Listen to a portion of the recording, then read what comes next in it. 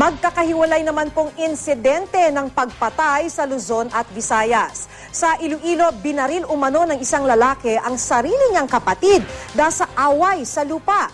Tinambangan naman ng isang pulis sa La Union. Makibalita tayo kay Jennifer Muñeza ng GMA Iloilo. Kumitil sa buhay ng pulis na ito sa Santo Tomas, La Union ng ilang tama ng bala sa iba't ibang bahagi ng katawan. Ayon sa pulisya, pabalik na sa himpilan ang biktimang nakamotorsiklo ng pagbabarili ng hindi pa nakikilalang sospek. Posible umanong may kinalaman sa trabaho ng biktima ang pananambang. Isa siyang intelligence investigator. Patuloy ang pagtugis sa sospek. Pauwi naman ang bahay sa Kamiling Tarlac ang lalaking ito ng pagbabarilin din ng di pa kilalang salarin. Ayon sa pulisya, 7 tama ng bala ang tinamo ng biktima. Aling sa inuman or what, basta kanina daw umalis sa kanilang bahay, nagpaalam sa kanyang asawa na meron siyang asikasuhin tungkol sa lupa.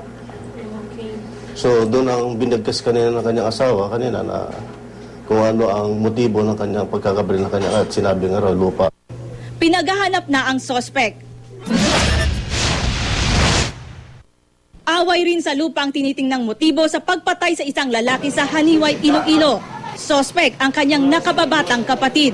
Dugay na nilang problema ini kag madamo naman dyan yung kapatunga sila ni agad masurba rin ang problema pero sa way ginapangayo natabogin nga. Sumuko na ang sospek sa pulisya. Pinagtanggol lang daw niya ang sarili mula sa kapatid na tinangkaraw siyang saktan. Tiginmunuhan ko siya nga hasta bata niya itong Sabado hambalan ko na nga sige ko na ang sulot ka karbo sa tanong.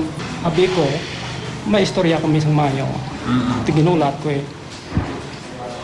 Kaya pagpalapit na kami, makita ko si Soraya garlain niya daw.